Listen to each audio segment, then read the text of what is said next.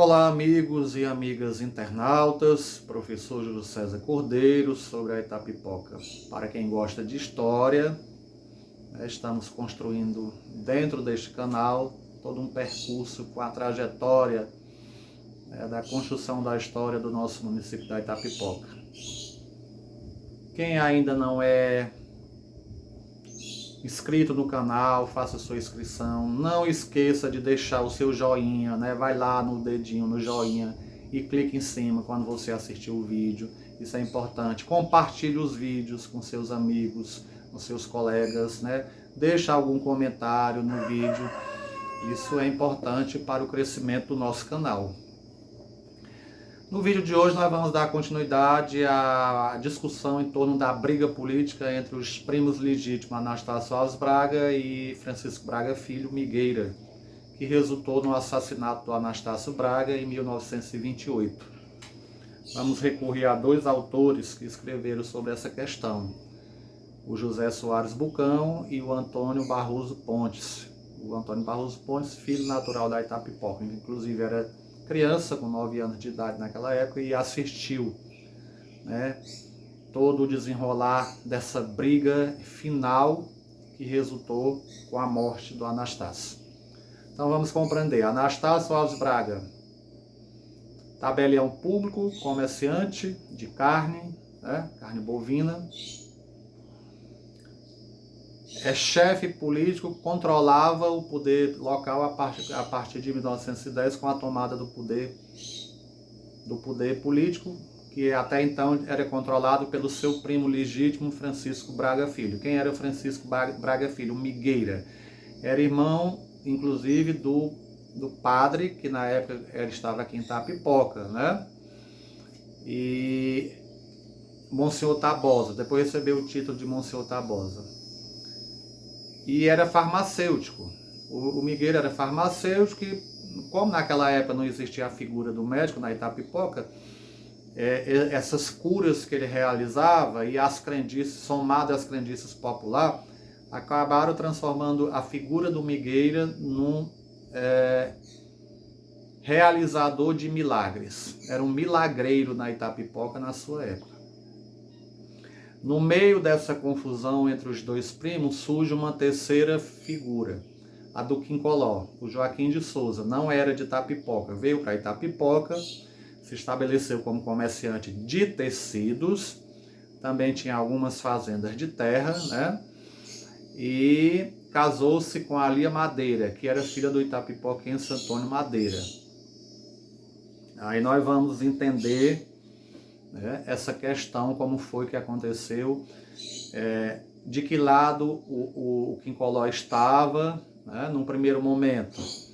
Ele era ligado, amigo pessoal, inclusive, do Anastácio Alves Braga. Não tinha relação com o Migueira.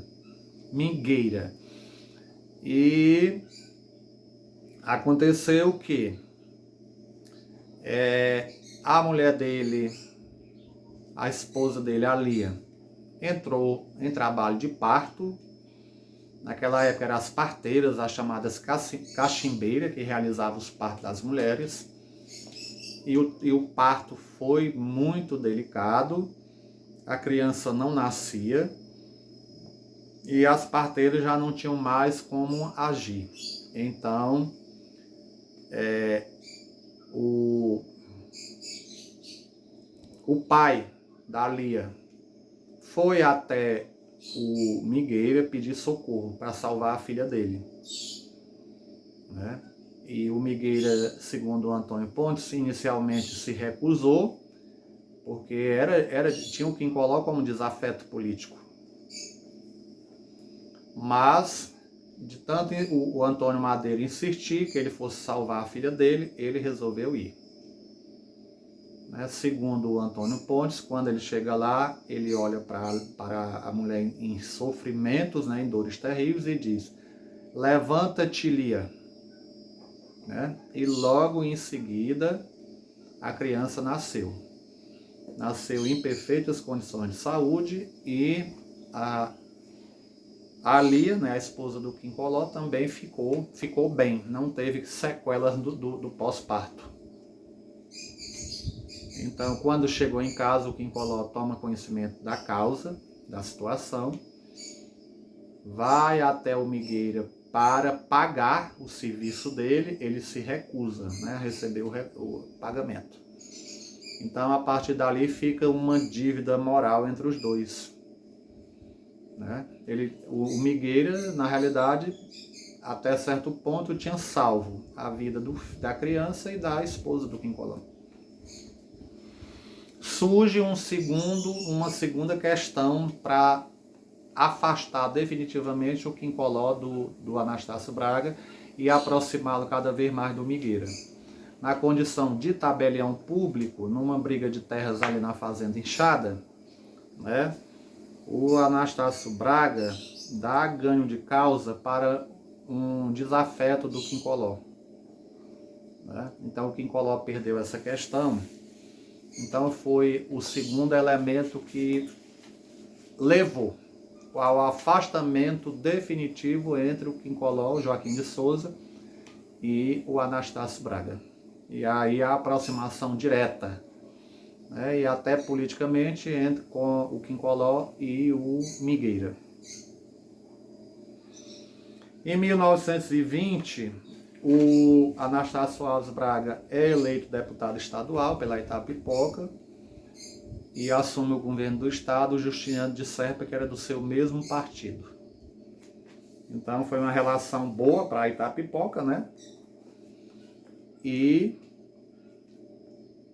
facilitou muito o crescimento da liderança política do Anastácio Braga.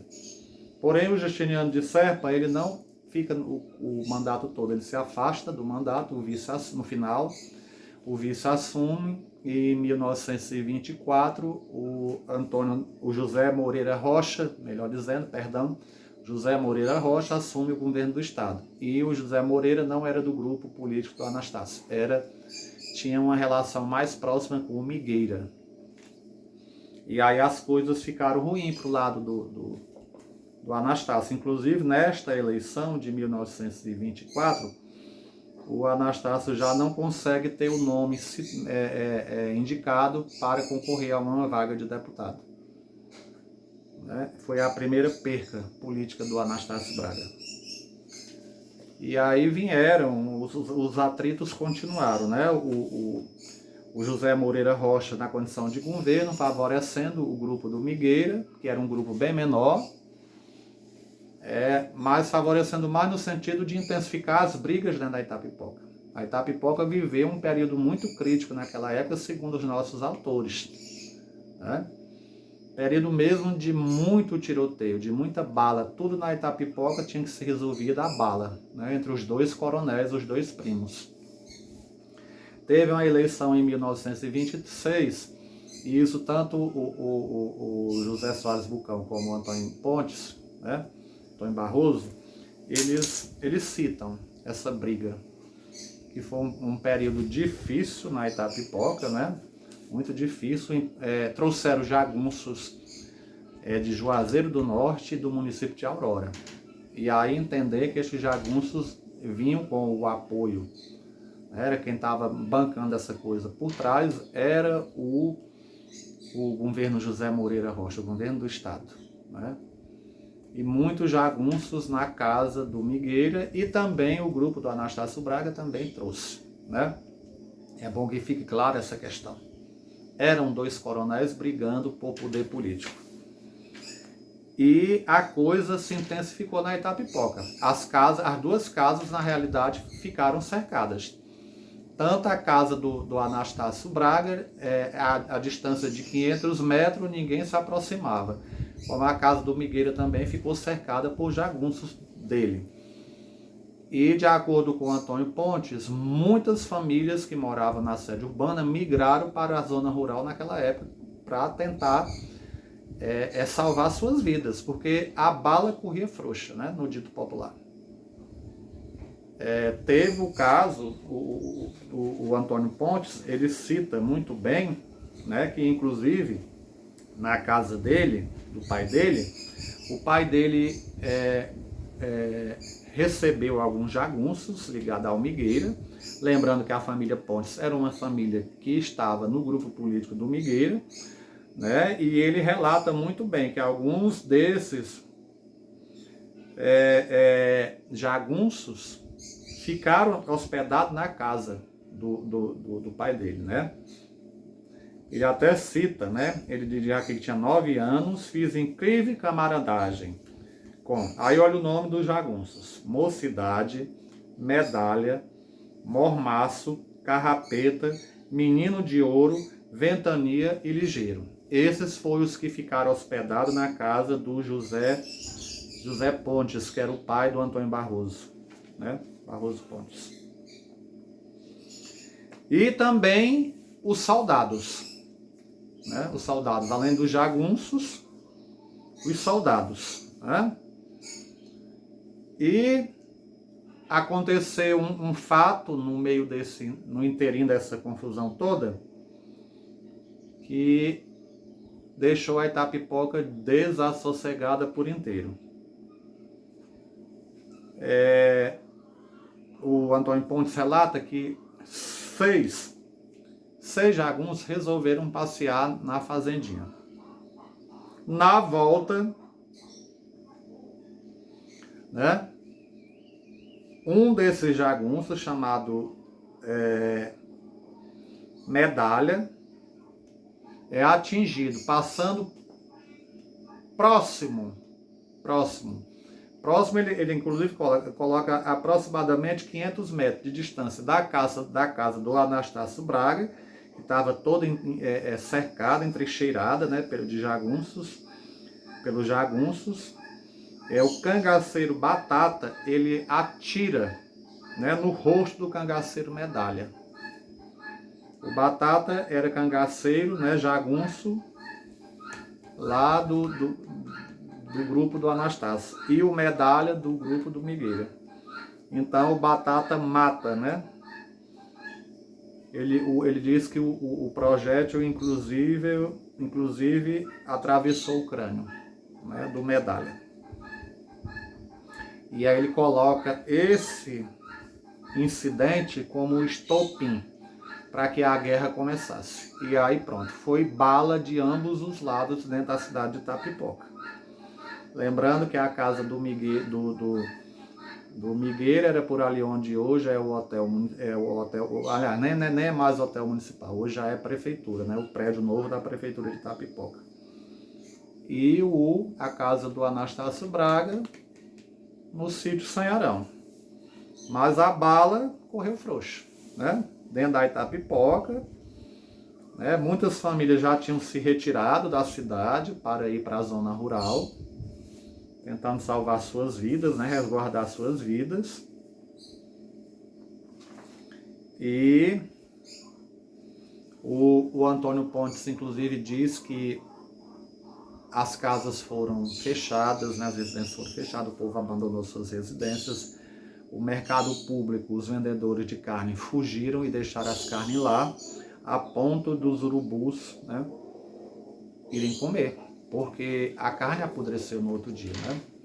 E os urubus baixaram. Quem era o louco que ia sair da sua casa, no meio a um tiroteio daquele, para tentar salvar a carne no mercado público, né? E a coisa só se resolveu com a interferência do Monsenhor Tabosa, irmão do Migueira, né, que, segundo Antônio Braga, resolveu ir apaziguar a briga entre o irmão e o primo. Naquela época o padre vestia batina preta, né? Ele pegou uma bandeira branca, de punho de uma bandeira branca, e com 2 homens à companhia, saiu para o centro da cidade. E foi apaziguar a guerra. Foi quando acabou o tiroteio, acabou a briga, naquele momento. Porém, algum tempo depois, aconteceu o quê? O Anastácio Braga, trafegando pela a rua onde estava a pensão da dona Nana Barroso, que hoje é na realidade a sede do Banco do Brasil, ali naquele local ele se encontrou com o Quincoló. ninguém sabe o que de fato aconteceu, se houve alguma discussão. Disse os memoristas que tinha uma senhora na janela da pensão e que presenciou o crime. Mas ninguém, nenhum historiador e nenhum memorista sabe dizer o nome daquela senhora. Então, o que se sabe é que o Quincoló puxou a arma e matou naquele local o Anastácio Alves Braga. Fugiu da Itapipoca, foi parar em Sobral, segundo os nossos memoristas. Lá recebeu o apoio de uma família importante do município de Sobral. De lá foi levado para Fortaleza, de Fortaleza para o Rio de Janeiro. Anos mais tarde, manda buscar, tempos depois, manda buscar sua família na Itapipoca. E por lá retoma sua vida. Seus filhos foram muito bem sucedidos na vida, né? E por lá mesmo faleceu sem jamais voltar a Itapipoca. O crime do Anastácio Soares Braga nunca foi elucidado. Os nossos historiadores do passado, do século XX, lá do início do século XX, chegam a afirmar que foi um crime mandado, né, pelo chefe político adversário.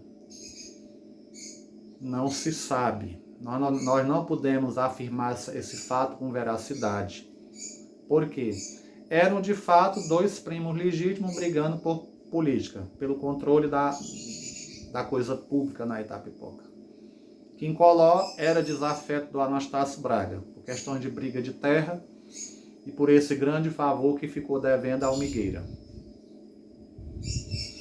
Algumas pessoas ancestrais da família Alves, que viveram todo aquele período da morte do Anastácio Braga, chegavam a dizer, eu escutei isso muito dos meus avós, inclusive, que eram todos dois parentes próximos do Anastácio Braga, que ao se encontrarem, os dois, o Anastácio teria tossido e jogado a secreção nos pés do Quincoló. E isso teria sido o estopim para que ele puxasse a arma, né, e disparasse vários tiros.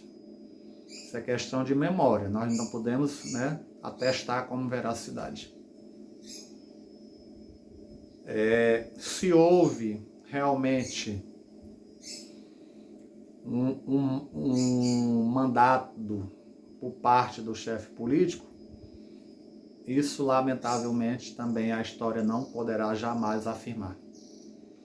Ambos já morreram há bastante tempo, né? Nunca se investigou de fato essa questão a ponto de encontrar-se mandante ou não do assassinato do Anastácio Braga, né? E não vale a pena, né, uma altura dessa do campeonato, a gente tentar encontrar culpados. Houve um culpado direto que foi o Quincoló. Ele matou, né? Se houve mandante para o assassinato, aquela morte do líder político da Itapipoca, que comoveu, né, a morte do Anastácio Braga em 1928, comoveu todo o município e o estado do Ceará. Foi notícia, inclusive em jornais de outros estados do Brasil, o assassinato do Anastácio Braga. Ele era, na realidade, um grande líder político, incontestável a participação política dele como liderança dentro da Itapipoca. Então foi uma comoção muito grande para o município, né? E só não atearam fogo na Itapipoca em 1928, por ocasião daquele assassinato, porque o Quinca Barroso, que era do grupo político do Anastácio Braga, apaziguou os correligionários do Anastácio Braga. Porque na realidade a revolta foi imensa, eles quiseram demolir as residências dos afetos do Migueira, matar gente inclusive, né, e tocar fogo nas residências. Mas de acordo com o Antônio Barroso Pontes, o seu Quinca Barroso, né, na sua tranquilidade, conseguiu apaziguar essa coisa. A Itapipoca chorou imensamente a morte do Anastácio Braga. Foi um velório bem demorado, né, mais do que o comum. Ele foi sepultado no antigo cemitério, em 1928, o cemitério da Itapipoca ainda era ali no bairro da atual estação. A família construiu uma grande capela sobre o seu túmulo e permanece até a atualidade. Na realidade, a família doou aquela capela para a diocese, porém o túmulo do Anastácio Alves Braga, dos seus familiares, está lá dentro. A última pessoa da família a ser sepultada ali foi a professora Maria Amélia, filha do Dr. Perilo, que era neta do Anastácio Braga. Hoje não se pode mais sepultar, né? Os terrenos ao lado foram todos vendidos e não tem mais como fazer sepultamento ali. Naquela capela, né? Aquela capela do antigo cemitério da Itapipoca. Então, meu povo, foi mais ou menos desta forma que transcorreu a política da Itapipoca na primeira década do século XX, né? E na segunda década do século XX, resultando na morte do grande líder político Anastácio Alves Braga. Até o próximo vídeo. Um grande abraço a todos.